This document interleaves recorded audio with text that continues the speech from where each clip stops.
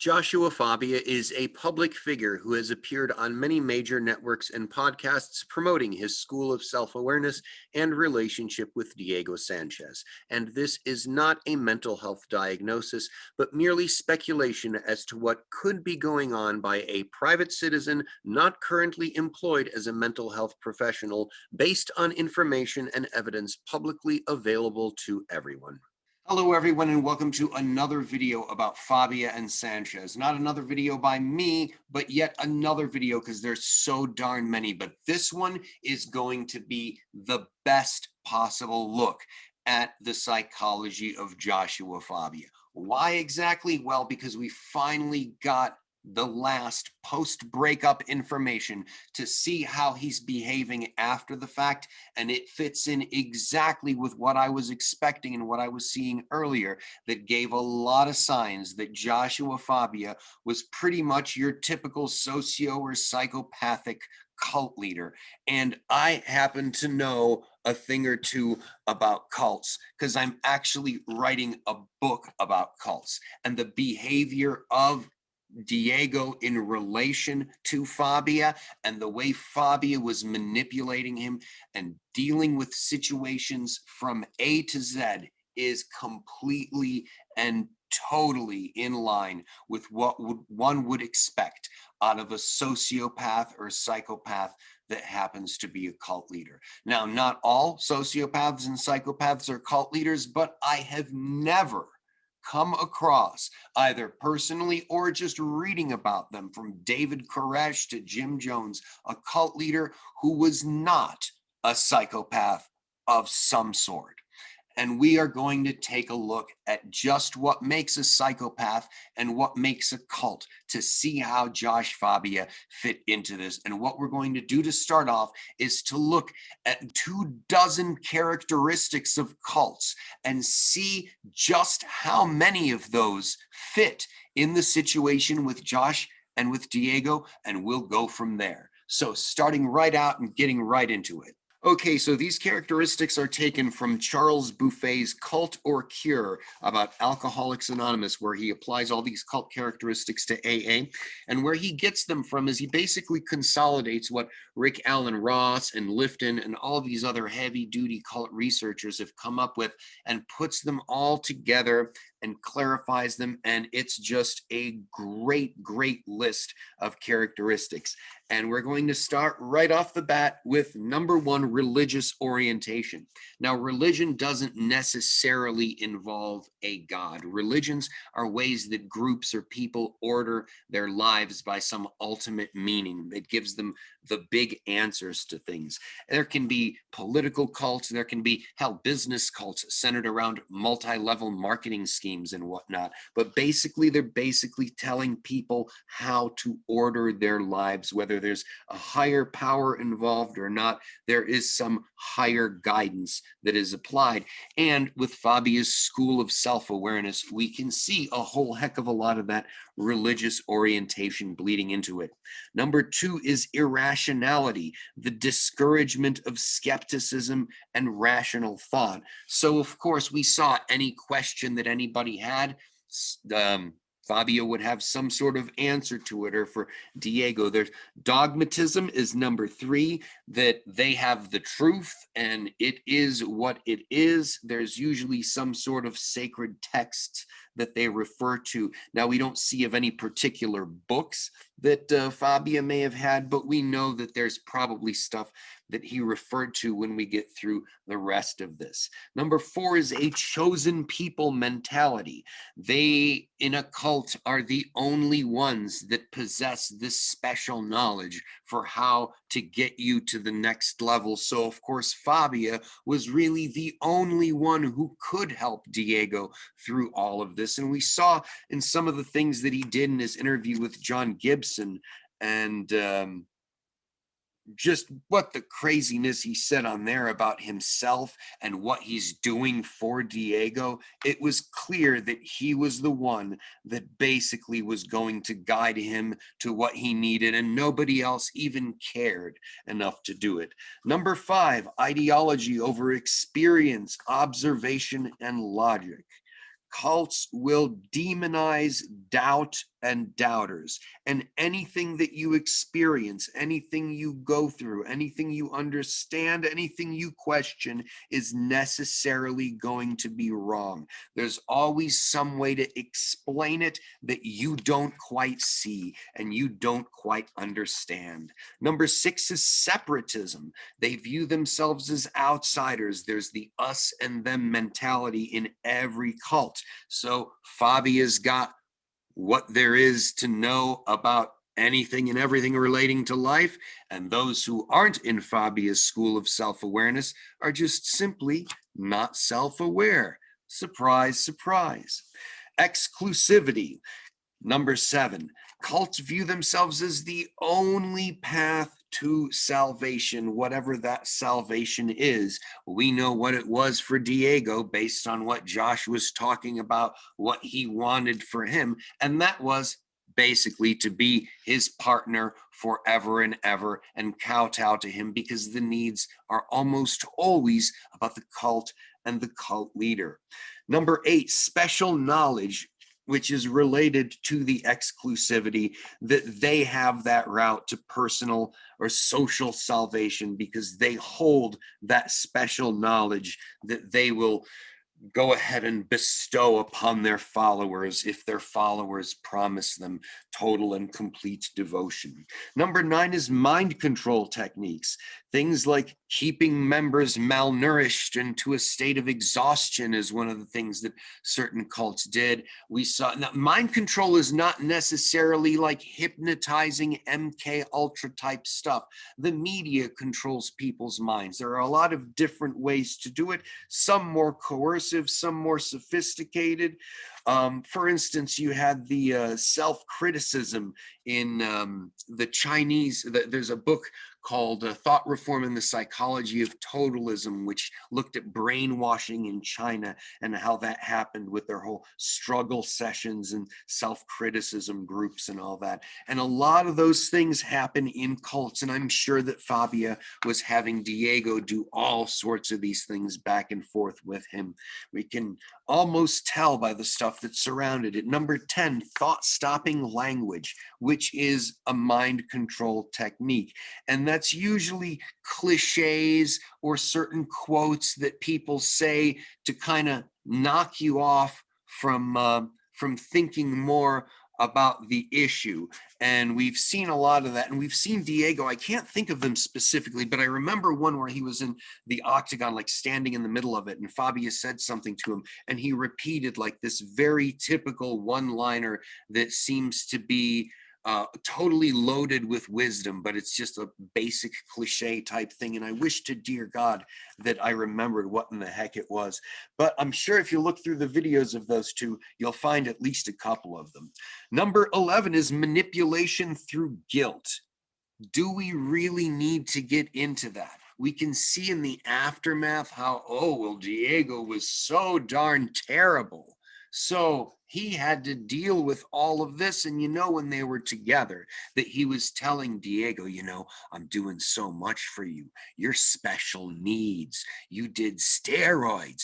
You did all of this horrible stuff. And now I am giving so much to you. You should feel good about this, Diego. I can't believe that you're putting me through this.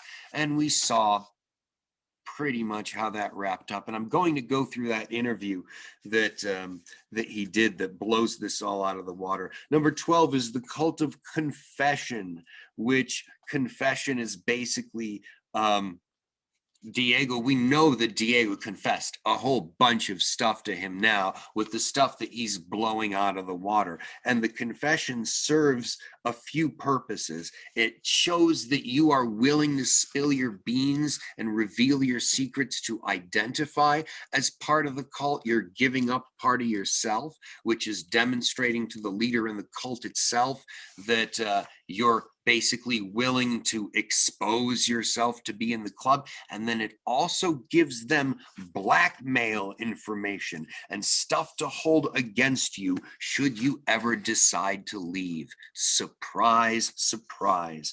Number 13, a charismatic leader.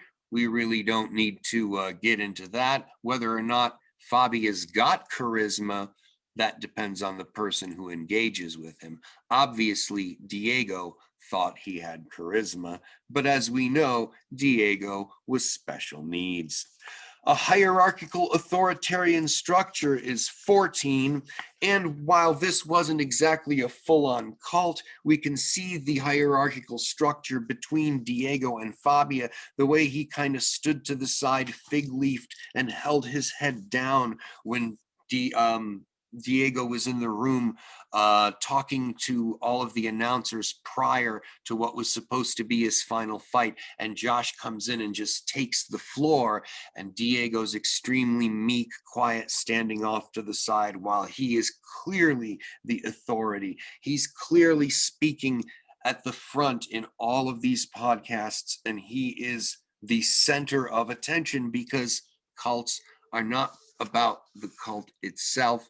They are about the leader and fulfilling his or her emotional needs and the cult itself as a structure. Number 15 is the submission of the individual to the will of God or the will of whatever religious orientation is best for them. And we can see that Diego definitely needed submission to the will of Fabia. We can tell when he was hanging upside down like a heavy bag, getting battered. Number 16, self-absorption. This is, again, the primary focus of the cult is the cult itself, and usually the cult leader. Whatever the aims of the cult are most important, and that is usually, well, bringing salvation to people is what they state outwardly, but inwardly they are about controlling people and meeting financial needs and emotional needs of those in leadership positions. Number 17 is dual purposes. So there's the purpose that the cult states, and there's the purpose that the cult really has itself. The spiritual goals of the members are always secondary, but there is this duality of purpose. While they claim to be helping people out, they're really all about forwarding their own goals.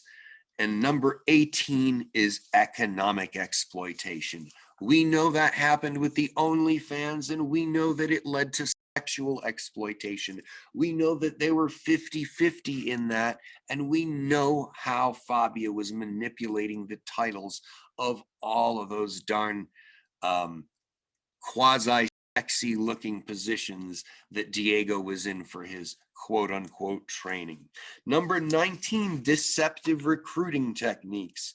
Some cults routinely deceive potential members, which is totally understandable. Most potential recruits wouldn't find attractive being a slave to some schmuck like Josh Fabia. So there's got to be some sort of smoke and mirrors, something that is really going to be the case. So what he was telling Diego that Diego was going to get out of it versus what was really the deal obviously did not line up. Number 20 is possessiveness. My goodness, if we can't tell that he was being possessive for financial reasons, for emotional reasons, for all those other reasons, by the way that Fabia acted after Diego left him, I don't know what the hell would give you a better sign or signal on that. Number 21, a closed, all-encompassing environment. Of course, the classic example of that is Jonestown, but we see how Fabia was basically shutting Diego off from people. He said he even disowned family members. So we totally have evidence that this was going to freaking wind up in a way, if Diego stayed with him, that would have isolated him further and further and further from anyone and everyone he knew and cared about, from his entire old way of life, if he didn't actually break free of this. And thank goodness that he did. Number 22 is millenarianism, which is essentially an end of the world type stuff that their way, the cult's way, is the way for salvation. That doesn't quite fit exactly what was going on here. However, with all of these other characteristics, we can definitely tell there was a heck of a lot of cult mindset going on. Number 23, violence, coercion, and harassment. Now, this is pretty routine in cults, and we see there was violence and coercion throughout with the way that he was manipulating Diego. We see the harassment and the insanity with the way that he dealt with these podcasts, with all these messages that he sent to Ariel. So while the violence may have been the heavy bag situation that wasn't exactly beating somebody with a threat to stay in or I'm going to smack you around, there was definitely violence involved, definitely coercion, and definitely harassment. And that is it for what Buffet has as 23 characteristics. So now that we've looked at all of those characteristics of cults that Buffet presents, we can see that in all but one of them, there is at least some, in many, ample evidence that the relationship between Josh Fabia and Diego Sanchez was right on par with what you would consider a relationship between a cult leader and a cult and its followers and devotees. And thank goodness Diego got the heck out of there. You knew things were dangerous when he was saying that this was his guru, because no one person has all of the answers that any other person should have or needs in order to live their life as they should. So if you hear somebody say that they've got a guru, be on high alert. That's not a good sign for that person and how they engage with the world generally. And I don't know, maybe you can help them out if they're a friend of yours, because that usually means a whole heck of a lot of trouble and that they're on the path to something really dangerous in terms of a coercive relationship. As per Diego and Josh now, we've looked at the cult characteristics. Now we're going to take a look in the next video at the characteristics of psychopaths and sociopaths and how being a cult leader meets a lot of the needs that psychopaths and sociopaths have. And we're also going to take a look at the blind spots that they've got, because there's a lot of blind spots that they have that make them subject to manipulation and doing ridiculous things, because they don't perceive other people's emotions properly and they don't feel certain emotions themselves, like fear, for instance. Their pupils don't even dilate, for crying out loud.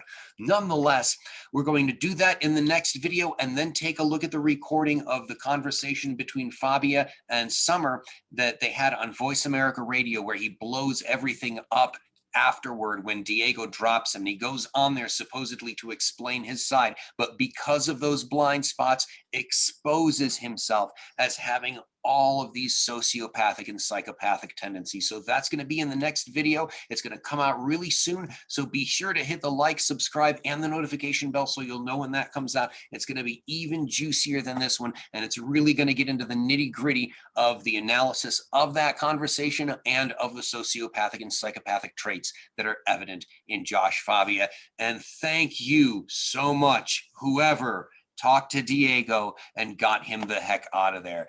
Because God knows he didn't do this alone. So whoever did that, you owe yourself a huge pat on the back, because that's a real friend that really went out on the limb for somebody who was falling deep into a dark hole. And hopefully you guys will look out for each other like that in case one of your friends or family members decides to join a cult. But let's hope that that doesn't happen. And now you know what characteristics to look out for. So thanks again. Please click like, subscribe, and the notification bell. And I will see you in another video. Cheers, ta-ta, farewell, goodbye, and best of luck, everyone.